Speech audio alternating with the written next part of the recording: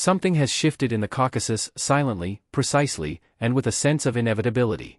According to information emerging throughout the day, Turkey's recent steps in the region have redefined the balance that for decades was considered untouchable. Officially, it is presented as a set of economic and humanitarian projects. In reality, as several analysts in Moscow quietly admit, this is not cooperation, it is replacement. By this moment, Ankara has positioned itself as the primary mediator between the Caucasian republics and international markets.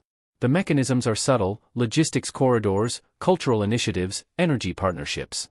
Each of them, on its own, appears harmless.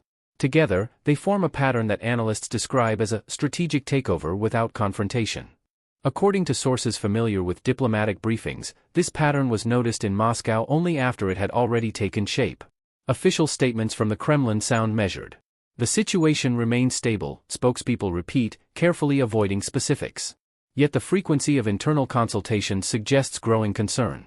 Experts in the region note that Russian influence, long assumed to be unshakable, has begun to erode not through sanctions or military setbacks, but through administrative replacement, a slow, calculated withdrawal masked as stability.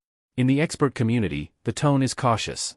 Some insist that Ankara's moves are purely economic, designed to strengthen trade routes between the Caspian and the Mediterranean.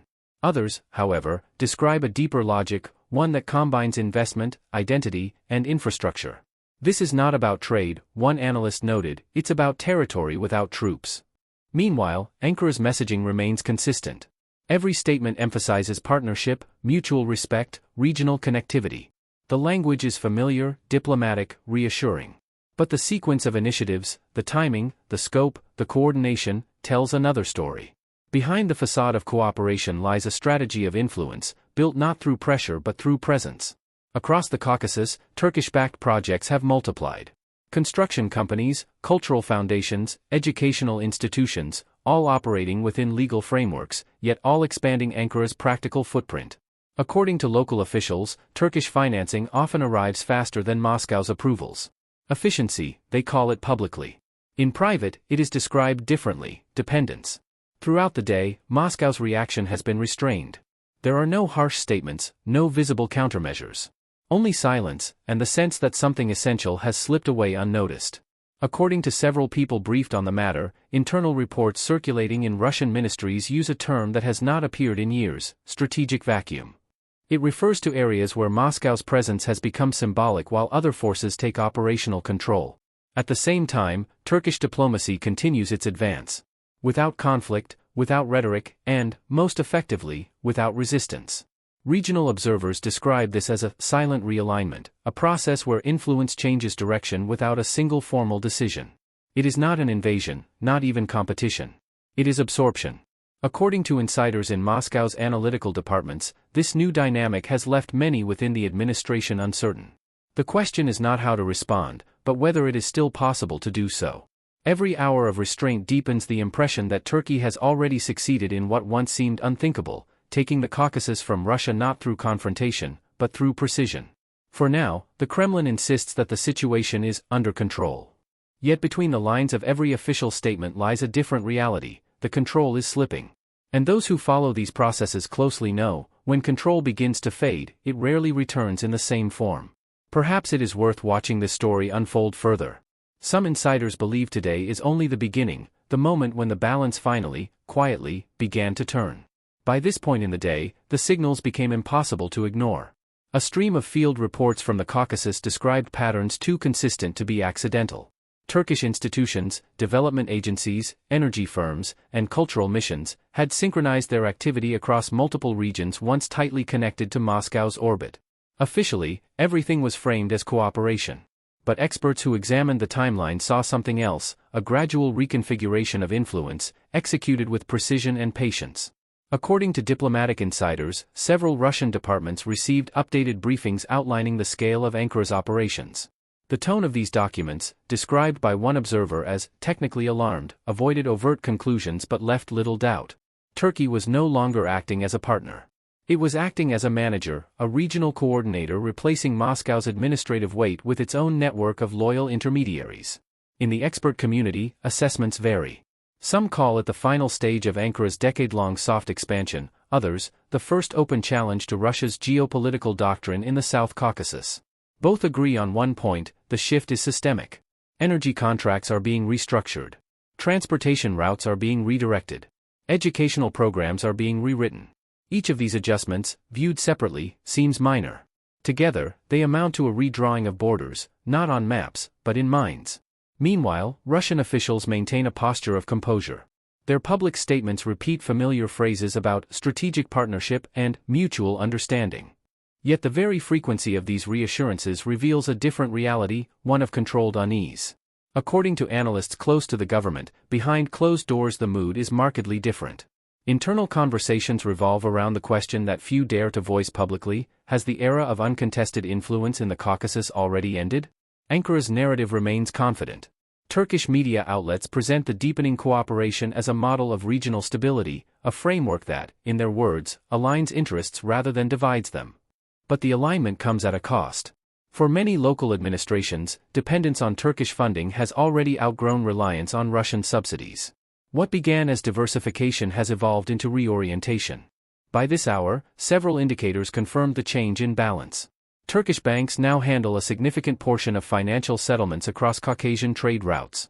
Construction projects funded by Ankara have expanded into sectors previously dominated by Russian capital, infrastructure, telecommunications, logistics. Even cultural outreach, long considered Moscow's soft power stronghold, has shifted tone. Turkish-funded media networks, offering bilingual programming and regional news, have begun to set the rhythm of public discourse. According to insiders within Russia's analytical institutions, these developments did not come as a surprise.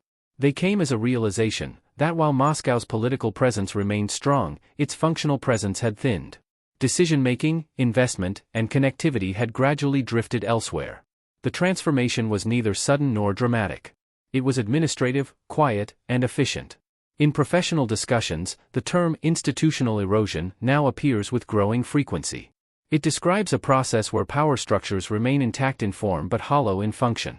Turkey's advance, analysts argue, has relied precisely on that vacuum, offering systems of management that replace, rather than confront, the existing order.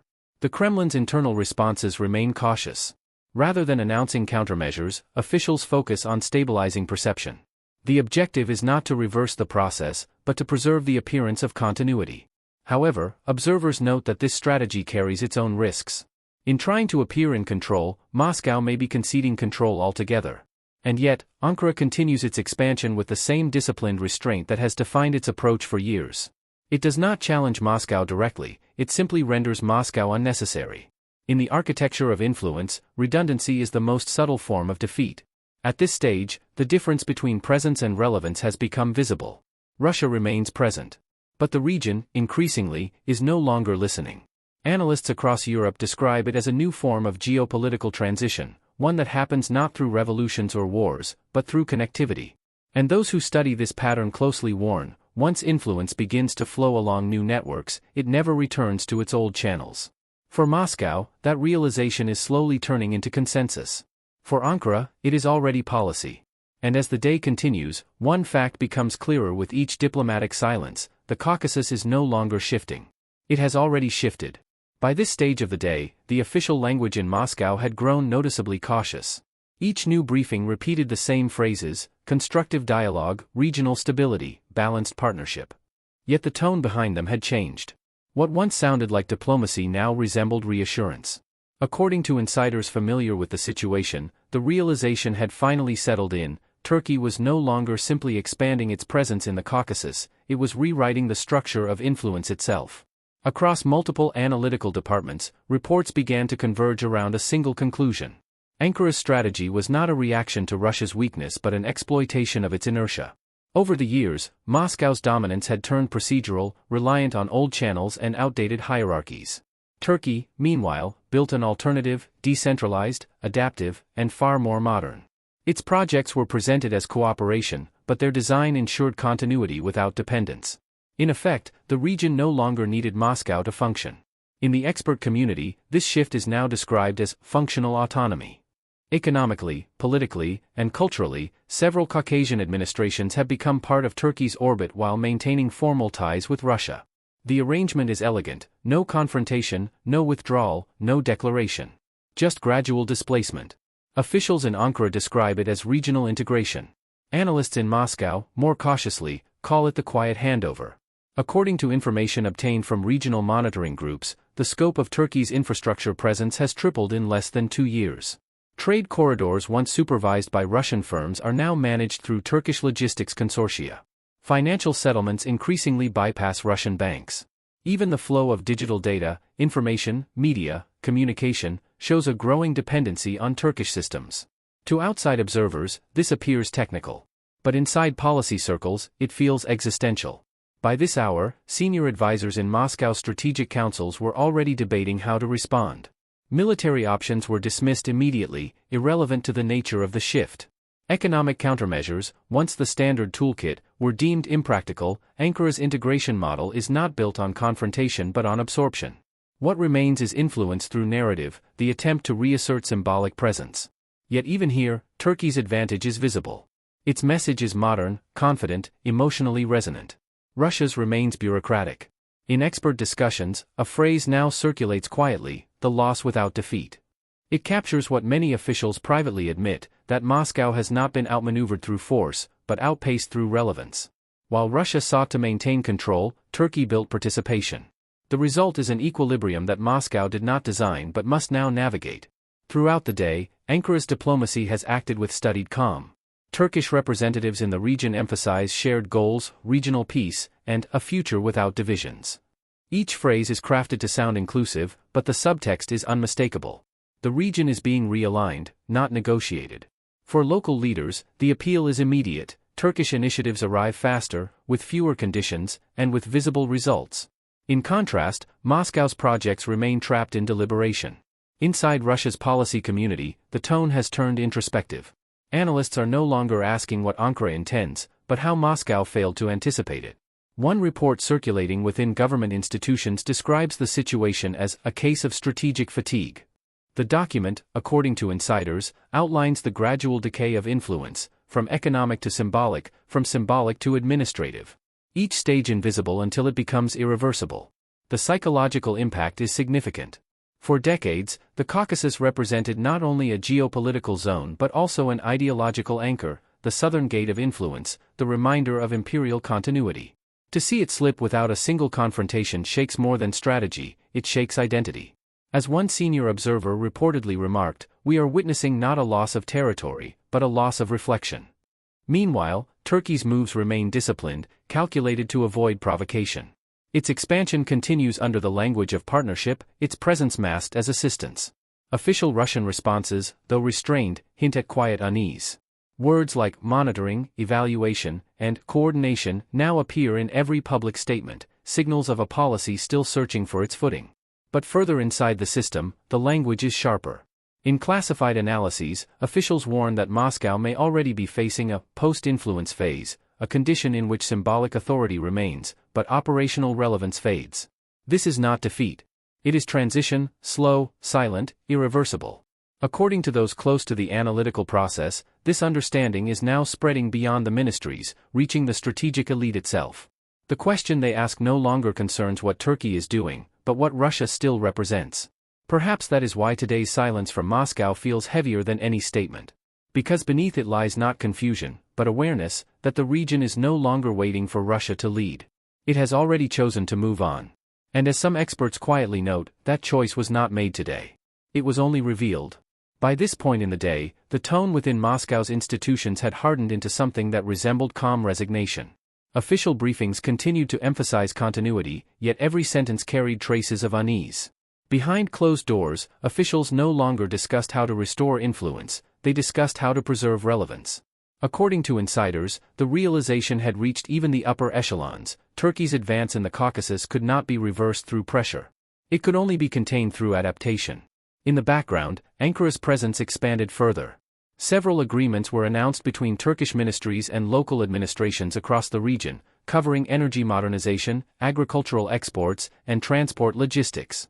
Each initiative was framed as mutual benefit, yet analysts immediately noted the same structural feature: every contract established long-term control over key nodes of infrastructure. Not control through ownership, but through access. The kind of access that determines who makes decisions and who follows them. By this hour, multiple sources in Russian analytical departments describe the situation as strategically irreversible. What began as soft diplomacy had evolved into a form of structural governance. Turkish agencies were now embedded within the administrative fabric of several regional capitals, advising on policy, development, and trade.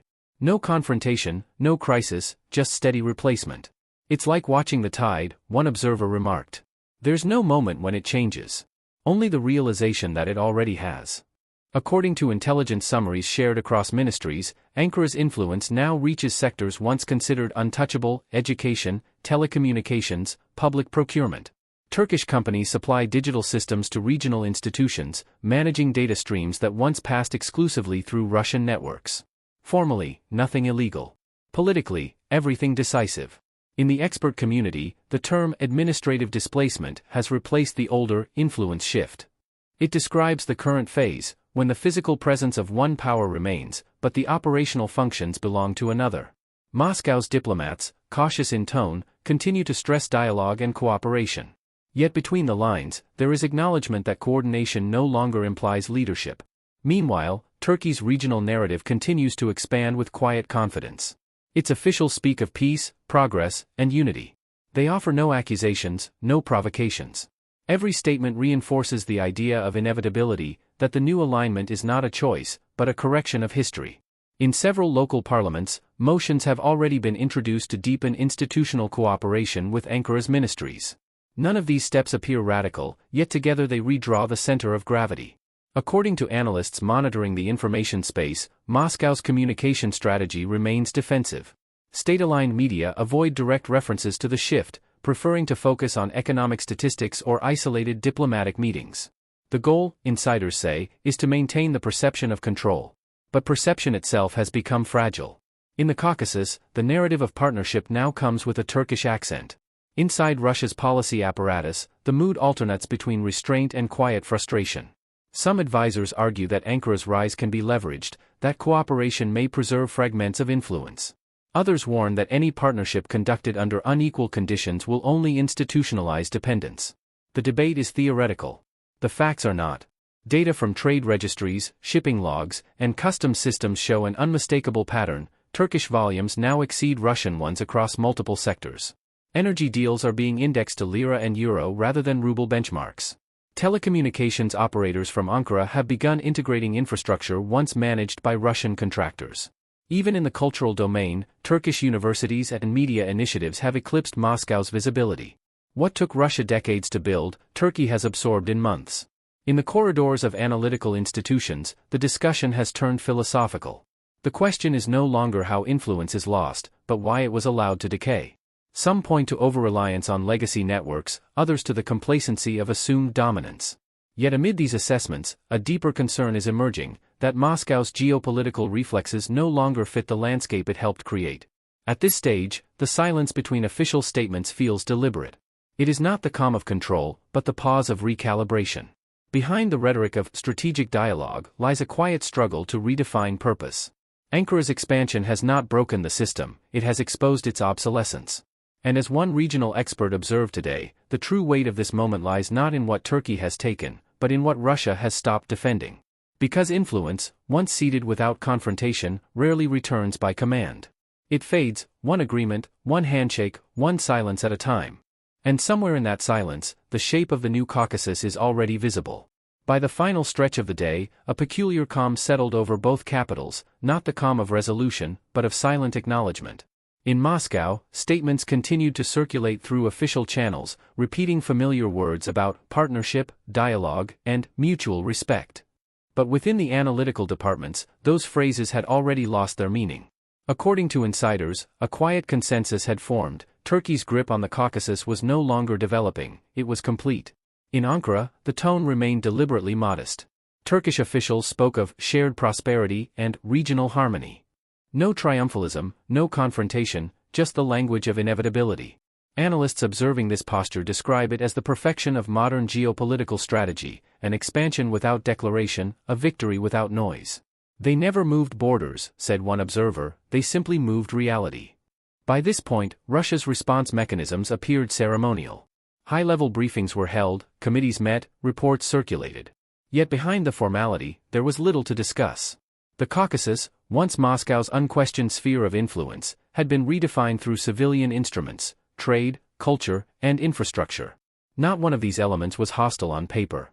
But together, they formed a structure of dependency that no longer pointed north. Inside think tanks and foreign policy councils, the tone shifted from analytical to introspective. Experts debated not the speed of Ankara's advance but the depth of Moscow's miscalculation.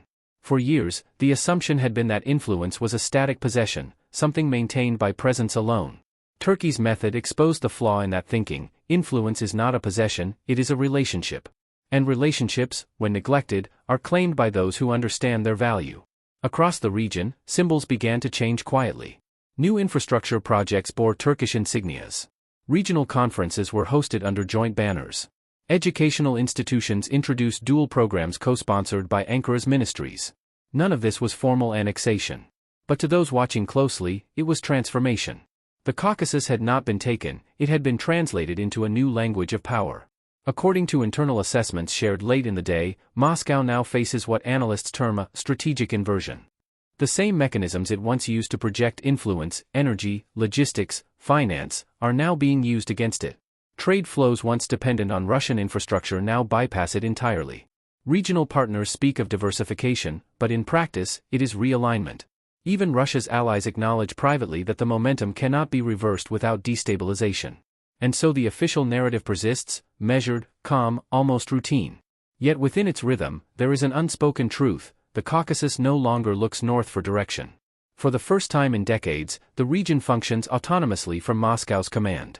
The shift has not come through defiance, but through adaptation, the most efficient form of change. In the expert community, some describe this as the emergence of a post-hegemonic equilibrium. Others use a simpler phrase: the end of certainty. Both definitions converge on one idea: Russia is no longer the axis around which the region turns. Ankara has built a system that sustains itself through mutual benefit, while Moscow's influence remains bound to loyalty, hierarchy, and control. In a world moving toward networks, one of these models has prevailed. Still, the language of official statements remains careful. The word "vlas" never appears. Instead, phrases like strategic flexibility and regional recalibration fill the briefings. But those who read between the lines recognize the pattern: this is not flexibility, it is adaptation to a reduced role. And for a state long defined by its ability to dominate its periphery, that adaptation is not a tactic. It is an identity shift. By this moment, the silence surrounding the issue has become more revealing than any declaration. The absence of confrontation, the lack of visible reaction, the measured pauses in every official comment, all point to a single conclusion: Moscow understands what has happened, even if it refuses to name it. In Ankara, officials maintain their poise. The day closes as it began, without drama, without noise, with the steady rhythm of confidence that comes from knowing the balance has already changed. For Turkey, this is not expansion. It is correction. For Russia, it is not defeat. It is recognition. And so the map remains the same, but the meaning of its lines no longer belongs to the same hands. The Caucasus stands exactly where it has always been, yet today, it belongs to a different future. Those in the analytical community who observe these shifts closely now use a single phrase to describe the moment: the takeover that required no conquest. Because power, when it learns to move silently, no longer needs to fight for space. It simply arrives, and stays.